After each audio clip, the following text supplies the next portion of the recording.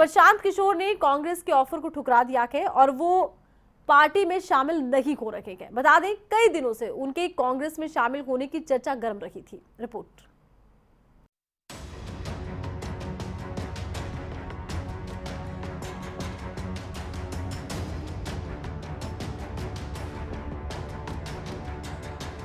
चुनावी रणनीतिकार प्रशांत किशोर कांग्रेस के साथ जुड़ेंगे या नहीं, इस सवाल पर सस्पेंस खत्म हो चुका है।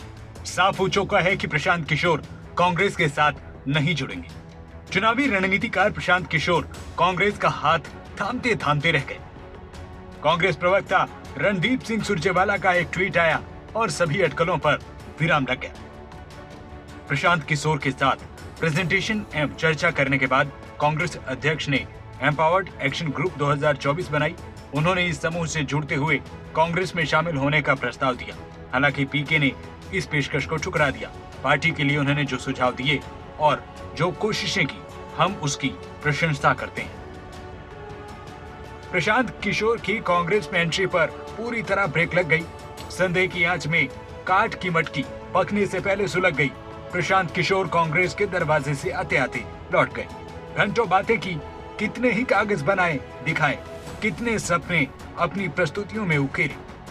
लगा कि शायद कांग्रेस अब अच्छे दिन की आस में प्रशांत किशोर को साथ लेकर आगे बढ़ेगी, लेकिन ताना बाना बनने से पहले ताना टूट गया। प्रशांत किशोर कांग्रेस ज्वाइन करने से पलट गए।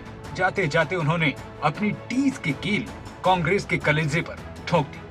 प्रशांत किशोर ने ट्वीट में लिखा, मैंने एम्पावर्ड एक्शन ग्रुप में शामिल होकर चुनावों की जिम्मेदारी लेने के प्रस्तावों को अस्वीकार कर दिया है। पार्टी को मुझसे ज्यादा सामूहिक इच्छा शक्ति और नेतृत्व से जुड़ी संरचनात्मक समस्याओं को दूर करने के लिए परिवर्तनकारी सुधारों की जरूरत है। सूत्रों का कहना है कि पीके को पार्टी में शामिल करने के लिए कांग्रेस आला कमान ने जो फॉर्मूला तैयार किया था, वो प्रशांत किशोर को पसंद नहीं आया।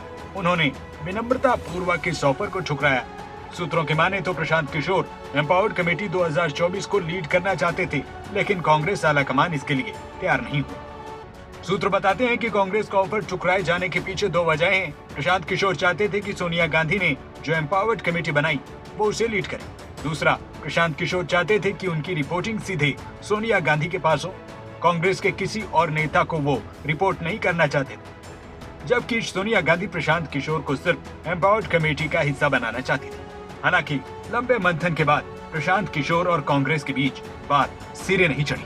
प्रशांत किशोर ने अपने ट्वीट में कहा, चुनाव की जिम्मेदारी लेने और एम्पावर्ड कमेटी से जुड़ने का कांग्रेस के ऑफर को मैंने ठुकरा दिया है। मेरा विनम्र राय ये है कि पार्टी को मुझसे ज्यादा उसे नेतृत्व और बड़े सुधारों के जरिए अपनी बड़ी समस्याओं को ठीक करने की जरूरत है। प्रशांत किशोर कांग्रेस के शीर्ष नेतृत्व के बीच पिछले कुछ दिनों में लगातार बैठकों का दौर जारी था।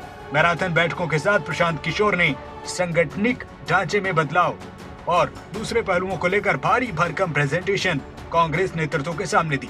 प्रशांत किशोर के कांग्रेस में शामिल होने की चर्चाएं करीब एक साल तक चलती रही। चर्चा भी आम हो गई थी कि प्रशांत किशोर कांग्रेस में शामिल होंगे, लेकिन चर्चाएं सिर्फ चर्चाएं रह गई और अब साफ हो गया है कि प्रशांत किशोर और कांग्रेस के रास्ते एक नहीं होंगे। 2024 में लोकसभा चुनाव है और उससे पहले हिमाचल प्रदेश, गुजरात, राजस्थान, छत्तीसगढ़, मध्य प्रदेश में विधानसभा चुनाव।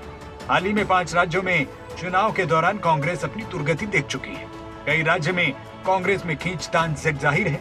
प्रशांत किशोर लगातार कांग्रेस के लिए रणनीति बनाने में जुटे थे, लेकिन कुछ ऐलान होने से पहले प्रशांत किशोर कांग्रेस के दरवाजे से दस्तक देकर लौट गए। बेशक प्रशांत किशोर ने कोई चुनाव नहीं लड़ा है, लेकिन सच ये भी है कि पीके के सीवी में कई सफलताएं दर्ज हैं। प्रशांत किशोर ने 2014 में नरेंद्र मोदी के लिए चुनावी रणनीति बनाने का काम किया, जिसके बाद वो सुर्खियों में आए थे। बिहार चुनाव के दौरान जेडीयू के करीब आए। 2015 के बाद सक्रिय रूप से सियासत में कदम रखा। प्रशांत किशोर को कांग्रेस में शामिल करने का ताना बाना बुना जा रहा था, जिसके लिए बीते एक साल से लगातार कोशिशें हो रही थी। कांग्रेस में हाईकमान का कल्चर है और शायद यही फर्क दोनों में अधूरी बात पूरी नहीं कर पाया। न्यूज़ डेस्क रिपोर्ट, खबरें अभी तक।